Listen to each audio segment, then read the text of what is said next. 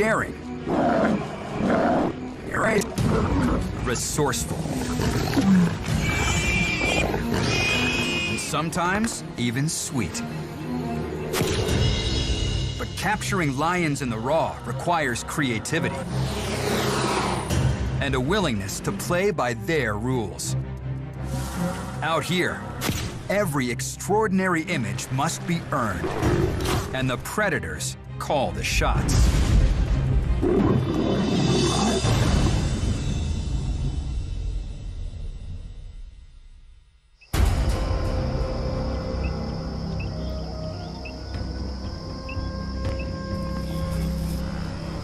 This is the Serengeti, as most of us know it. A place of plenty. Lush grasses.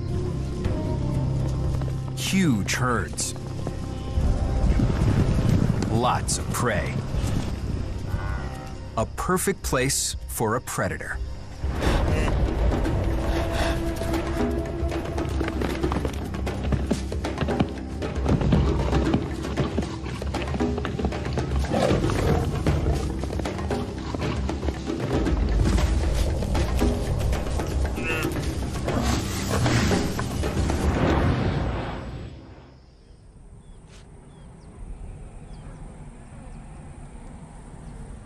But on the park's eastern edge lies a rougher world.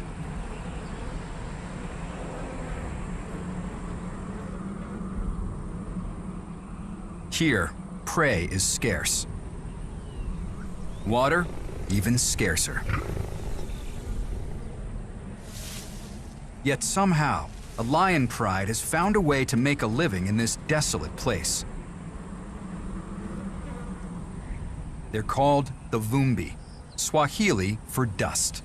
And renowned photographer Michael Nichols is here to tell their story for National Geographic. People call me Nick. I've been a photographer at National Geographic about 30 years, focusing on wildlife conservation. My goal is to make us celebrate what wild is left and go after fixing what we can. Nick strives for images that change people's perceptions of the animals they think they know. Joining him on assignment is cinematographer Nathan Williamson. National Geographic asked us to cover lions in the Serengeti, and for something like that, which has been done many times before, you want to show people something new. Nick and Nathan are trying to combine stills and video to capture the lives of lions on the edge. They picked this pride to show how difficult and fragile lion life can be.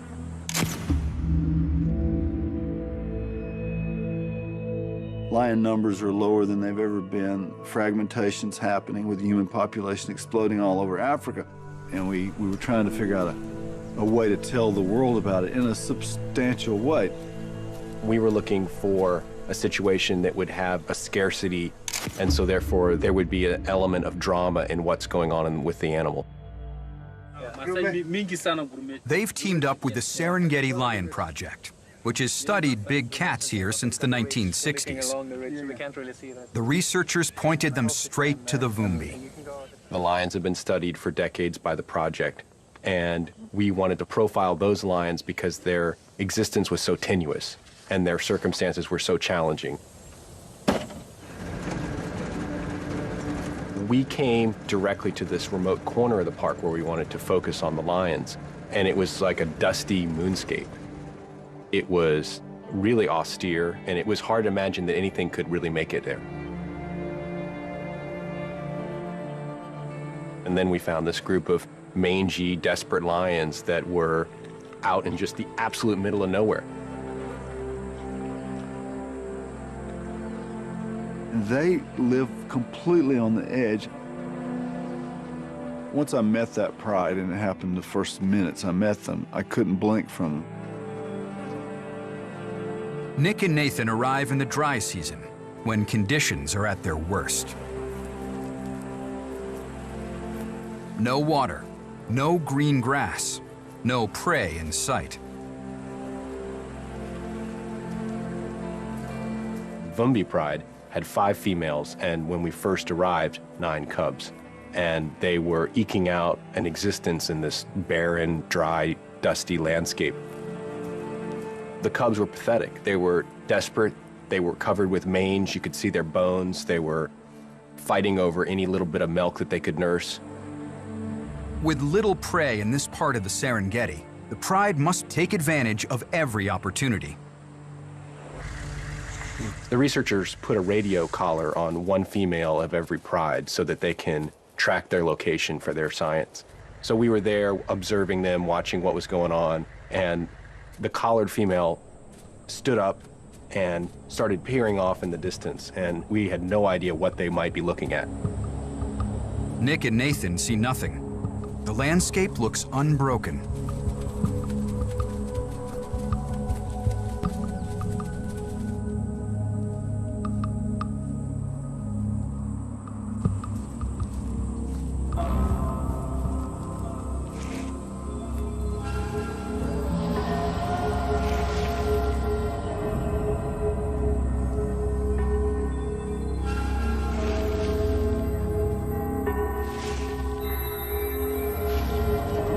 When we showed up there, the collared female and some of the other big females were pawing at this dusty, rocky dust. And it really seemed like the collared female was leading up the operation. She was really, really intent on whatever was in that hole.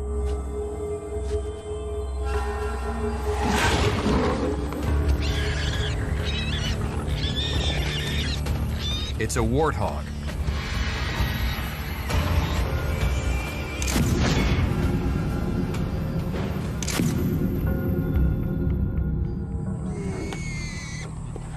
Just the fact that they would go in that hole and pull this thing out is incredible, because you realize that they were willing to take that risk because they were desperate.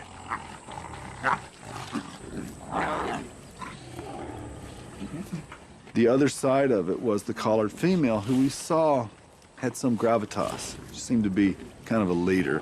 But when they got the warthog, she didn't even take a bite.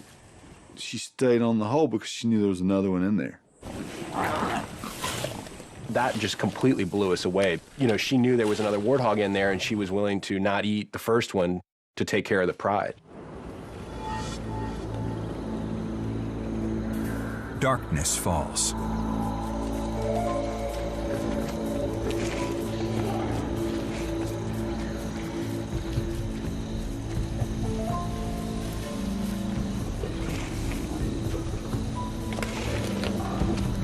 Eventually, her persistence pays off.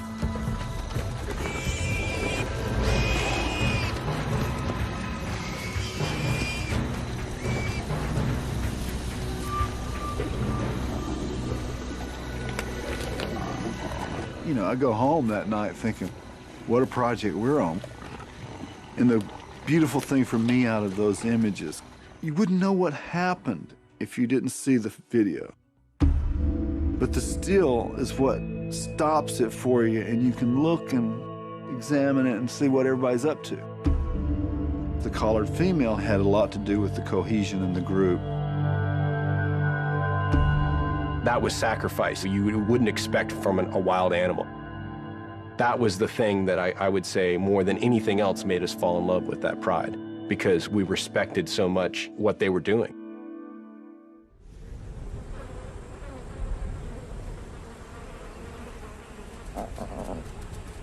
Even if you can find food, you need water to survive. And so, as great a hunter as the collared female was, the lion still needed water. And we were all desperately waiting for the rains.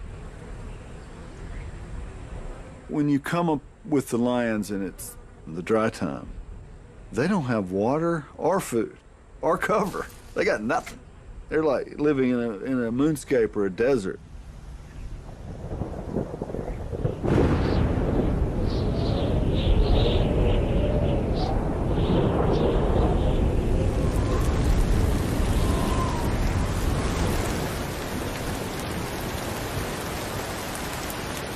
In the dry season, storms can roll in quickly, but they don't last long. Once it started raining, the lions started to lick each other, and we were just wondering, like, what's going on? Are they grooming? Is this some kind of ceremony? Eventually, we realized that they were actually licking water off each other's backs in order to drink, that the rains were so short and were so small that there wouldn't be pools of water for them to drink out of. It was crazy to watch because you're just thinking, it's just unimaginable, I guess, that you'd have to carve out an existence in a landscape that would be so harsh that water wouldn't even last on the ground. You'd have to drink off each other's backs.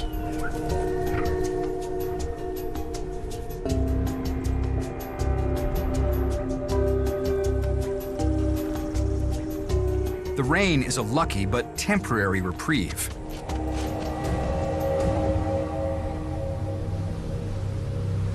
And greater challenges still lie ahead for the Vumbi.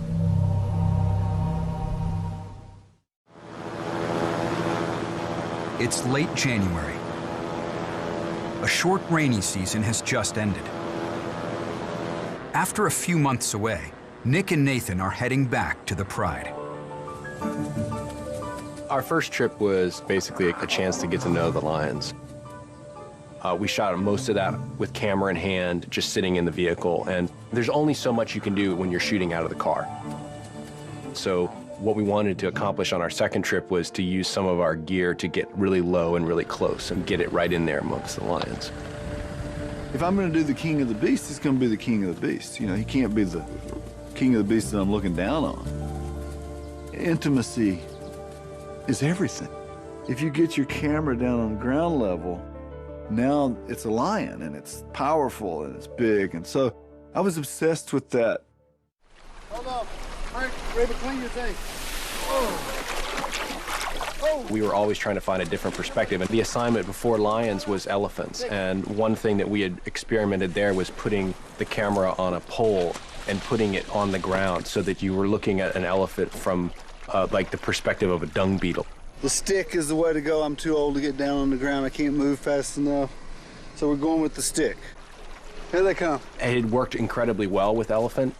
We had managed to make some images that were really kind of jarring, and you would sort of like look at this and you're like, what's going on there exactly? But these were habituated elephants.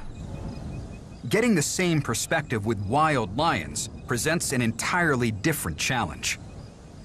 The obvious difference is the elephant don't bite. So you have to think about safety. You have to think about the fact that a lion is a big cat. And so the last thing you want to do is make a cat toy.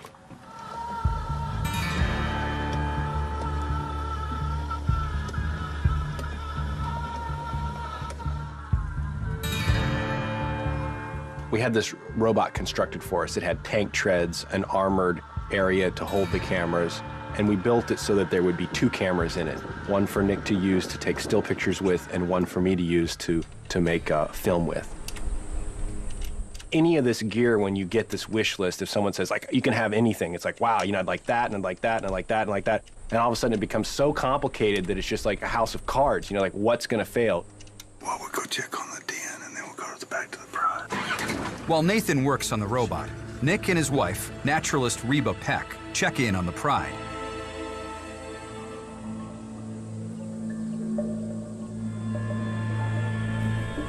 The recent rains have brought the parched earth back to life. The lions seem to be doing well.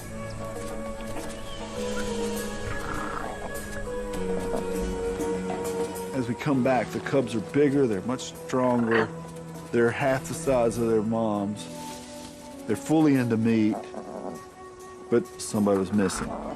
We went from 9 to 8.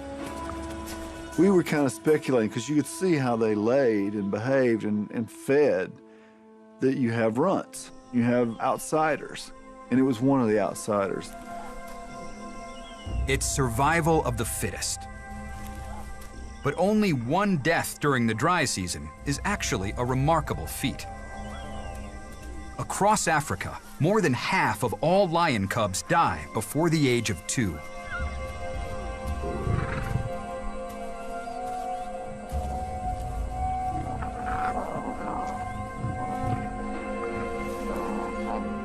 The Vumbi are defying the odds, but their success is a double-edged sword.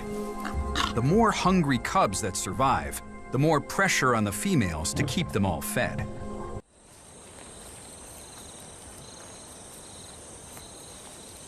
Since Nick and Nathan arrived in the Serengeti, they have only seen the females of the Vumbi pride and the cubs. But there are male lions in this part of the park too. The males bring complexity to the pride dynamic, and the photographers are getting impatient for their arrival. As a wildlife photographer, you can't direct the animals. You can't just say, if it'd be all right if you'd bring the males out tomorrow, that'd be swell. So, I mean, it's tough. You know, we're just basically waiting for the males to arrive, and we have no idea when that might happen.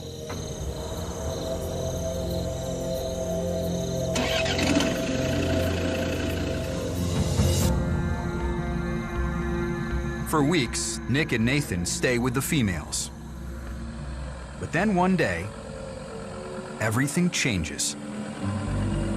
When we first pulled up there and we saw that there was a male with Vumbi, we were super excited. It was early in the afternoon, and we knew immediately we were going to have to ride this one out and stay as long as possible, because anytime when there's a male around the females, something could happen.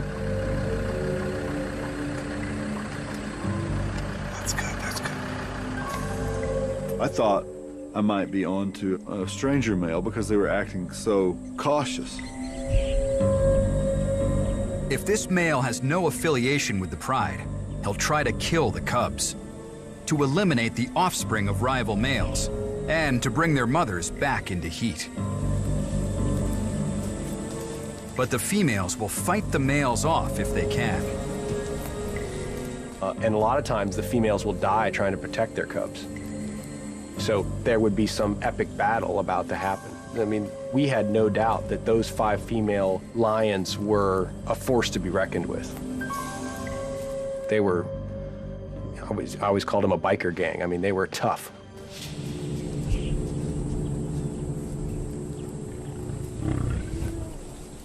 Luckily, this turns out to be Seaboy, the massive male who fathered several of the Vumbi cubs. But that still doesn't mean he's in for a warm welcome. The first time that we saw Seaboy with the females, it was tense. It was this uneasy truce that seemed to be established out there where they were tolerating him, but he wasn't allowed very close. And so he was there, but on the periphery.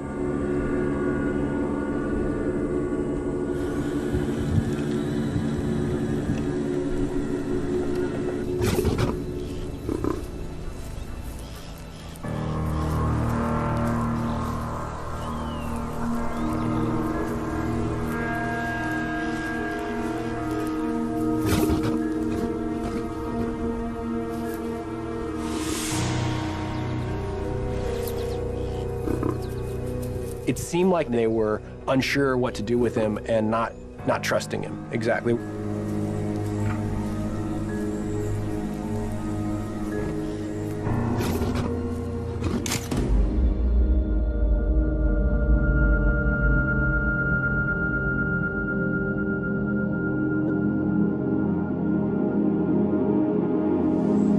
As the day wears on, the females seem to grow more comfortable with Seaboy. And even the cubs start approaching him.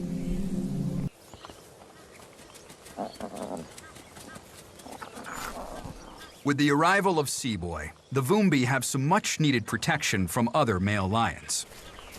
The females are still vigilant, making sure he doesn't get too rough with the cubs. But they'll put up with his temper, because he's a powerful male with a track record of survival.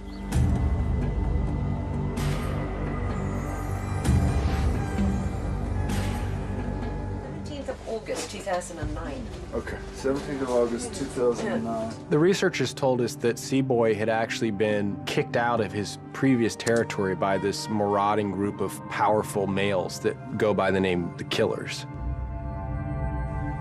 One of the researchers named Ingela was out there and had seen Seaboy being torn apart by the Killers and managed to make some incredible photographs of that fight.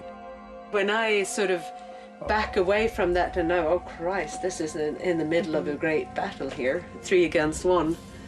then they come for him. And I'm there, you know, with my lens, I can't adjust it too much, so I'm having it on the widest that I can. They're right next to your car. They're right, yeah, it's like between here and my car here. Oh my God. Must have been so loud. I was sure they were killing him.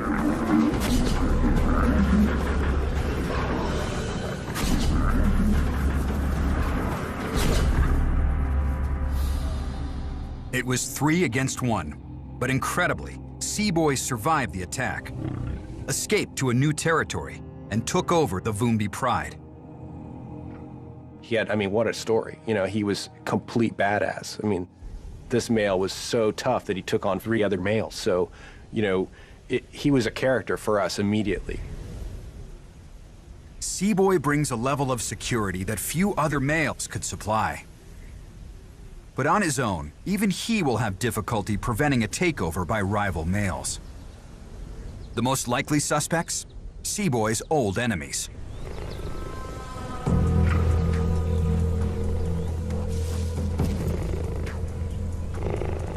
The killers are back on the prowl. And now, there are 4 of them to be reckoned with.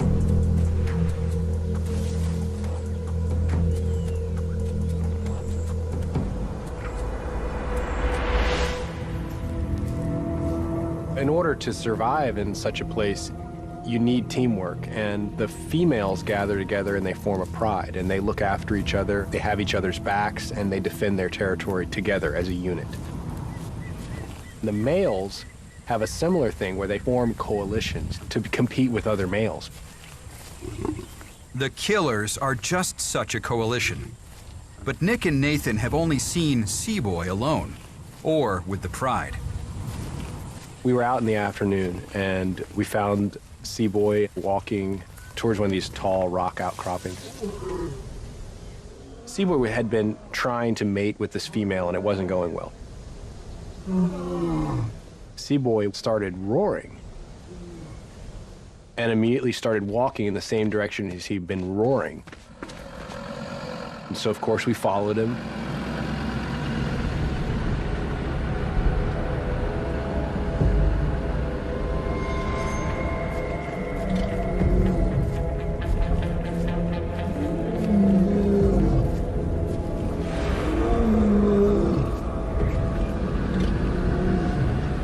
Eventually we saw in the direction he was walking towards another lion coming towards him. From afar, it's unclear if this is a rogue male, or maybe even one of the killers.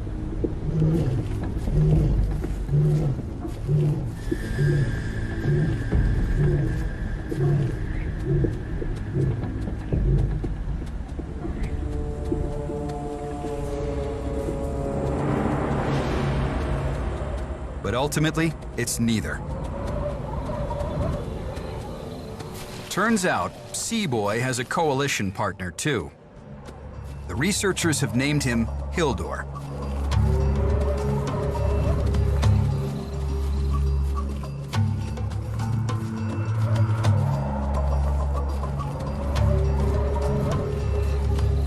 There's this incredible moment where they do this like nuzzle thing, you know, this little dance.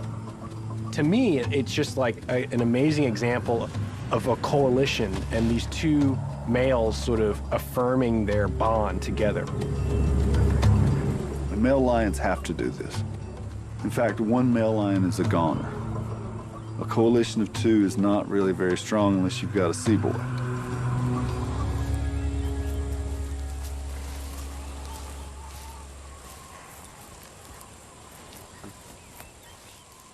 Like Seaboy, Hildur fathered several Vumbi cubs and will fight for their survival. But his arrival puts added pressure on the females of the Pride. There are places where male lions absolutely do participate in killing food.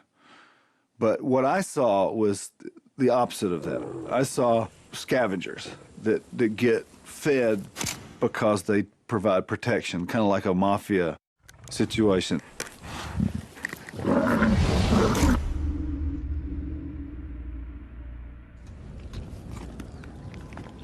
There's an obvious pecking order. The males can control whatever the pride kills, so the females would kill something, male would take it and eat really until he was full.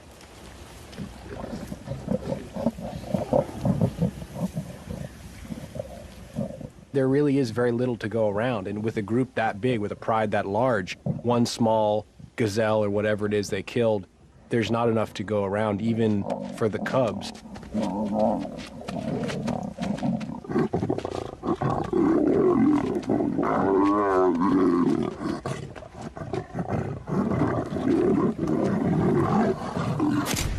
The cubs were fighting over just the right to lick the blood off the grass because that's all that was left. I didn't think you would actually fight him on the butt, but he did. It's a tough deal. I think there's no doubt it's difficult for the females to watch the males eat that much, you know, fill themselves up and then leave whatever is left for the cubs. It's the price the pride must pay for protection. They now have 2 strong, loyal males to fend off attacks. But with them come 2 very large stomachs that demand to be fed.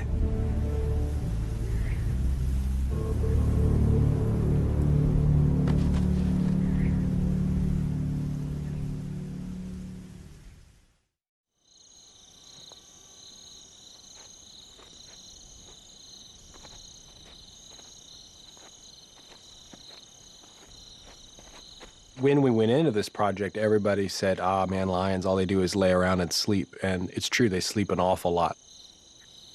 But there's like a whole another part about being a lion that happens once the sun goes down. They see far better than the prey at night. So if it's perfectly dark, a lion can walk in amongst the prey and the prey will hardly know they're there. And so we had to find some way to cover that.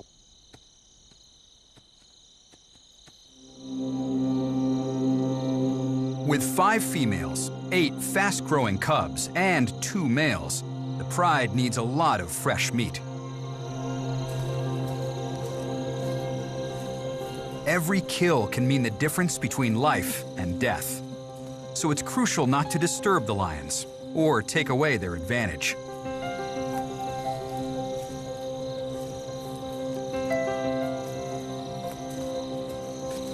For the lions to have the most success, there could be no light. Even moonlight would mess them up. And so for us, that became massively difficult.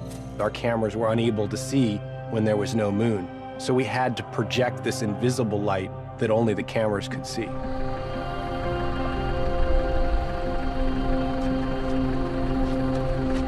Working at night was about as difficult a set of circumstances you can create for yourself. But I thought it was just so important to use invisible light. It sounds simple, great. Project some infrared light. The lions can't see it. Perfect. The reality is it was a real pain. I mean, for me, driving the vehicle became very difficult because I could only see as far as we were able to project the light. Hey, Ruby, keep an eye on this one coming in from behind us on the road. I don't know, you're just so disoriented and you can't see and you're focused and you hit holes and you can't really do what you want to do. But by working at night, I felt like we got into their world.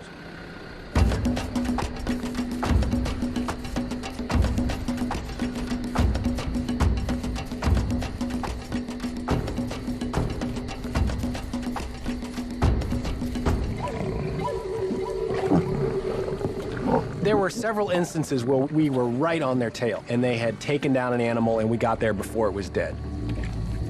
The eyes were still moving. You could tell it was still alive and struggling. I think some of the footage that we have still reads very clearly for what it is, which is a family that's, you know, surviving on this incredible landscape.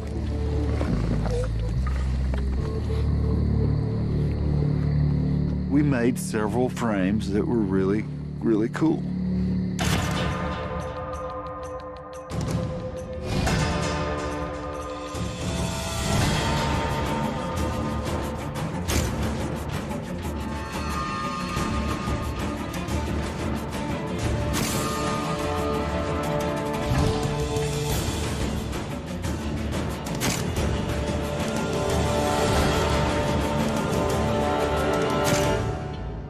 that's about family eating. That's what that picture's translating to. We fed the family tonight.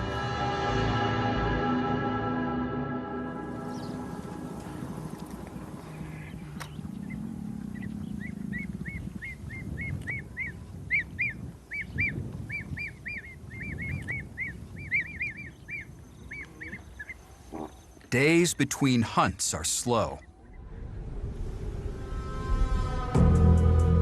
But just over the horizon, the killers are gearing up for a raid. The males that kicked Seaboy out of his last pride are looking for another one to take over. They're known for killing cubs. Rival males, and even adult females that stand in their way. There is no guarantee that Seaboy and Hildur will be able to defend the pride from their onslaught, even if the females join in the defense. With their cubs almost ready to go off on their own, the Vumbi pride is about to face the ultimate challenge to their survival.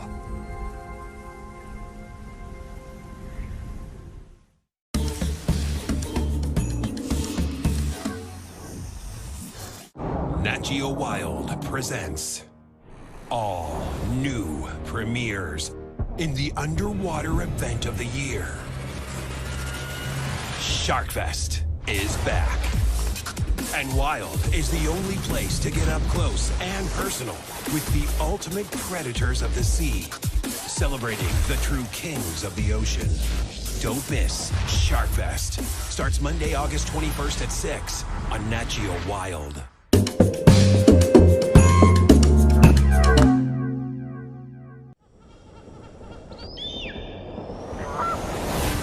They're some of the most beautiful, most powerful, most incredible animals on the planet, and Nat Geo Wild is dedicated to protecting them. The forest is disappearing. It's a sad story, but one that we have to tell. Join us as we venture deep inside the wild places they call home and find out what can be done to save them. Mission Critical. New episodes every month on Nat Geo Wild.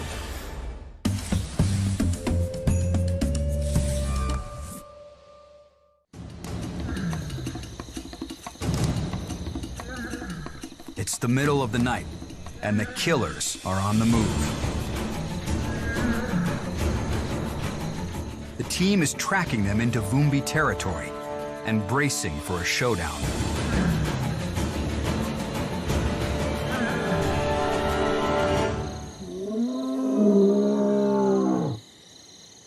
But long before any contact is made, the lions square off with their roars.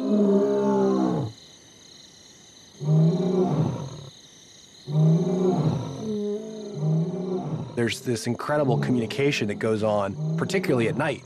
We're with Vumbi, and we hear roars in the distance, and Vumbi perks up, and then they roar back. They know these sounds so well, and they absolutely communicate with each other using their roars. One of the amazing things that the researchers have found is that the lions absolutely can count.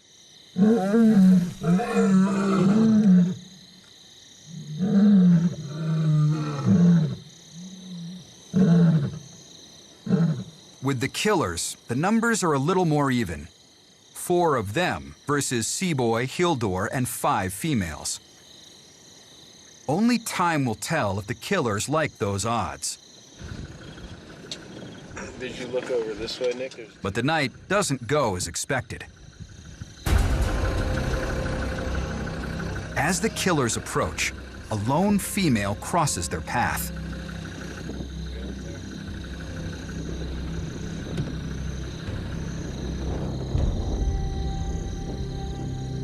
The killers are distracted. One heads off after the female.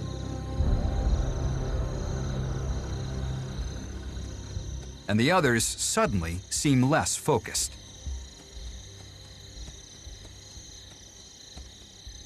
Interestingly enough, when the killers did invade, they didn't even go after Vumbi.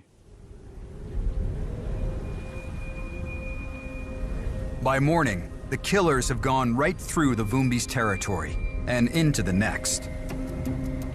Perhaps the female threw them off their game.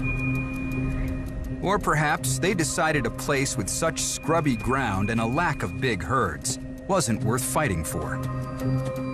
It's not worth it. I'm not going to take on Seaboy for that. For now, the threat to the Vumbi has passed, and life is about to get a whole lot better.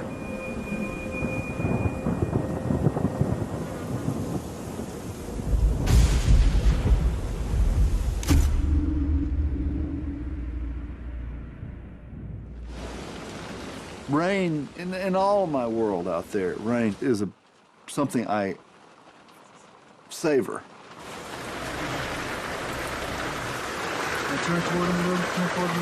For us, it makes it difficult. You're getting the water off your lens as much as you're shooting, and water's in the car, like water's coming in every opening.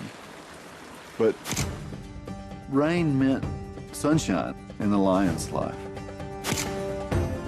They're really on the edge, and the rains came, and then the prey picks up, and life is all of a sudden pretty easy.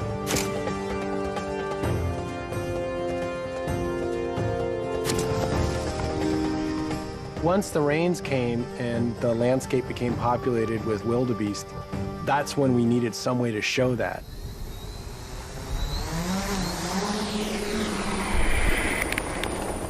And so we had this new bit of technology, this small helicopter, that we were able to deploy and take our cameras just 20, 30 meters above the ground.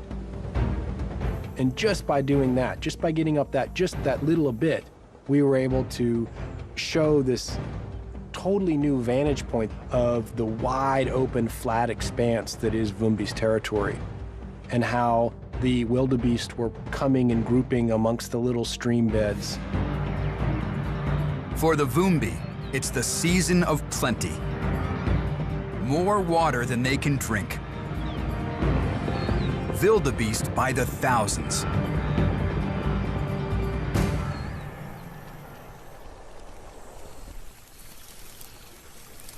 The cubs have survived their first dangerous dry seasons and are just about ready to strike out on their own.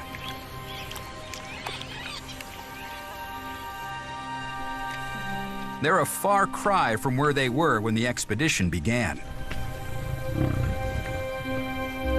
When we first encountered Vumbi, the cubs were obviously vulnerable. Like, they were barely hanging on. They were small, they were bony, they were mangy.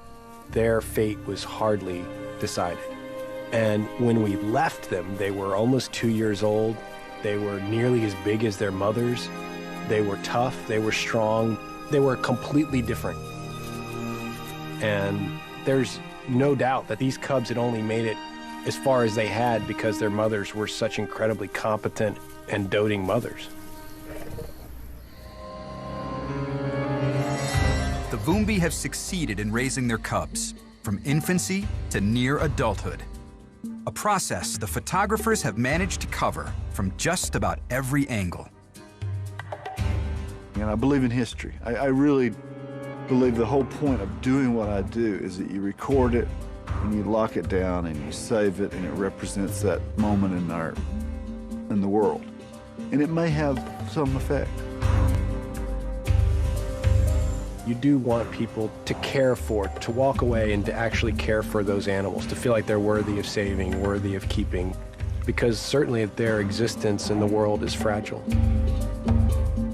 This project wasn't about the Vumbi pride. It became, they stole our hearts, and they showed us these lions on the edge. And then we found this group of mangy, desperate lions that were out in just the absolute middle of nowhere. They live completely on the edge. Once I met that pride, and it happened the first minutes I met them, I couldn't blink from them. Nick and Nathan arrive in the dry season, when conditions are at their worst. No water, No green grass, no prey in sight. Vumbi Pride had 5 females, and when we first arrived, 9 cubs. And they were eking out an existence in this barren, dry, dusty landscape. The cubs were pathetic. They were desperate. They were covered with mange. You could see their bones. They were fighting over any little bit of milk that they could nurse. With little prey in this part of the Serengeti, the pride must take advantage of every opportunity.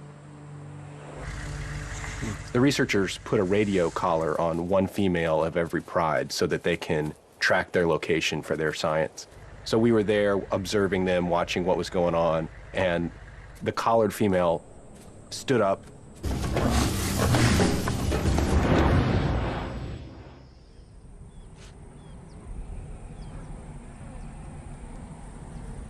But on the park's eastern edge lies a rougher world.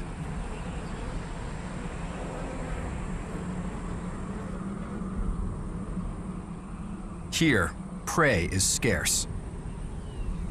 Water, even scarcer. Yet somehow, a lion pride has found a way to make a living in this desolate place. They're called the Vumbi, Swahili for dust. And renowned photographer Michael Nichols is here to tell their story for National Geographic. People call me Nick. I've been a photographer at National Geographic about 30 years, focusing on wildlife conservation. My goal is to make us celebrate what wild is left and go after fixing what we can. Nick strives for images that change people's perceptions of the animals they think they know. Joining him on assignment is cinematographer Nathan Williamson. National Geographic asked us to cover lions in the Serengeti and started peering off in the distance, and we had no idea what they might be looking at. Nick and Nathan see nothing. The landscape looks unbroken.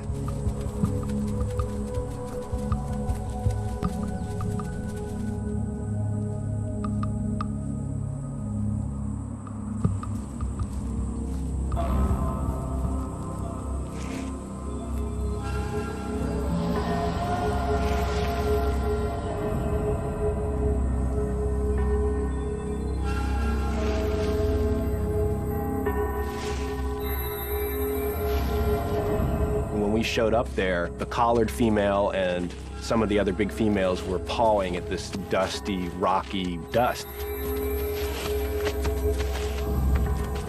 And it really seemed like the collared female was leading up the operation.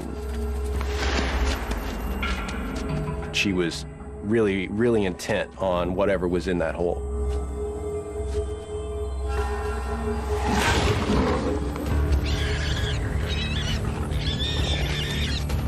It's a warthog.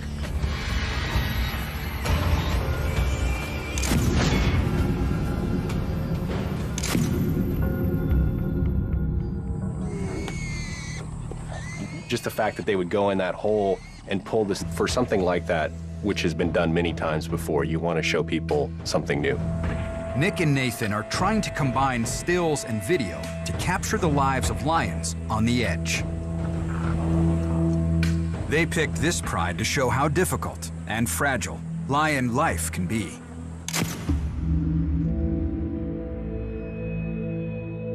Lion numbers are lower than they've ever been. Fragmentation's happening with the human population exploding all over Africa. And we were trying to figure out a way to tell the world about it in a substantial way. We were looking for a situation that would have a scarcity, and so therefore there would be an element of drama in what's going on with the animal. They've teamed up with the Serengeti Lion Project, which has studied big cats here since the 1960s. The researchers pointed them straight to the Vumbi. The lions have been studied for decades by the project, and we wanted to profile those lions because their existence was so tenuous and their circumstances were so challenging. We came directly to this remote corner of the park where we wanted to focus on the lions, and it was like a dusty moonscape. It was really austere, and it was hard to imagine that anything could really make it there. Daring. Right. Resourceful. And sometimes even sweet. But capturing lions in the raw requires creativity and a willingness to play by their rules. Out here, every extraordinary image must be earned, and the predators call the shots.